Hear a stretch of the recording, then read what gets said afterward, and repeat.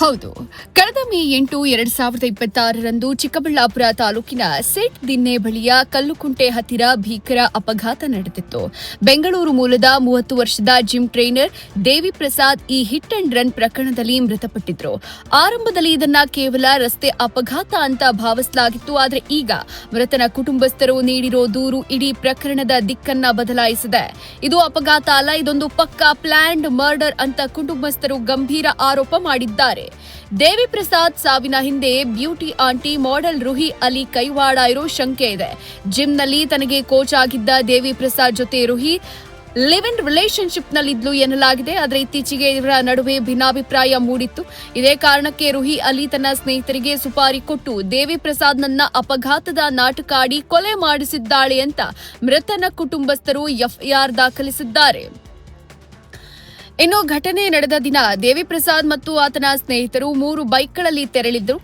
ಅಪಘಾತ ನಡೆದ ತಕ್ಷಣ ದೇವಿ ಪ್ರಸಾದ್ ಸಂಬಂಧಿ ಕಾರ್ತಿಕ್ಗೆ ಜೋಸ್ವಾ ಜೋಸೆಫ್ ಎಂಬಾತ ಮಾಹಿತಿ ನೀಡಿದ್ದ. ಆದರೆ ಅಪಘಾತದ ಬಳಿಕ ಸಾಕ್ಷಿ ನಾಶಪಡಿಸಲು ಯತ್ನಿಸಿದ ಆರೋಪ ಈಗ ಕೇಳಿಬಂದಿದೆ.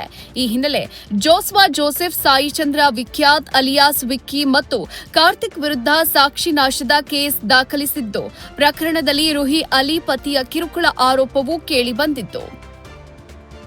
ಮಗನ ಸಾವಿಗೆ ನ್ಯಾಯ ದೊರಕಿಸಿಕೊಡುವಂತೆ ಚಿಕ್ಕಬಳ್ಳಾಪುರ ಪೊಲೀಸರ ಮೊರೆ ಹೋಗಿದ್ದಾರೆ.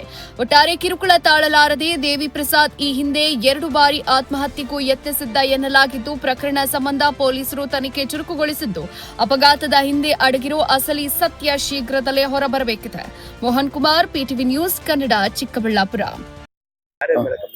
ಸರ್, ಕಂಪ್ಲೇಂಟ್ ಮಾಡಿಕೊಟ್ಟಿರೋದು ನಾನು ಇವಾಗ Karthik N, Joshua Joseph, Vicky, ಆಮೇಲೆ ರೂಹಿ ಅಲಿ ಗಂಡ ಮೊಹಮ್ಮದ್ ಅಲಿ ಅವ್ರ ಮೇಲೆ ಕಂಪ್ಲೇಂಟ್ ಕೊಟ್ಟಿದ್ದೀನಿ ಸರ್.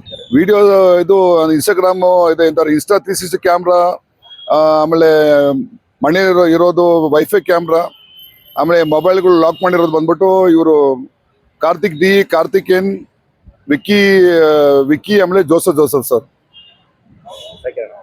ನನ್ನ ಹೆಸರು ಬಾಬು ನಟರಾಜ್ ಅಂತೇಳಿ. ನಾವು ವಾಸ ಮಾಡೋದು ನಾರಾಯಣಪುರ, ಬೆಂಗಳೂರಿನಲ್ಲಿ ಸರ್, ಬೆಂಗಳೂರಿನಲ್ಲಿ.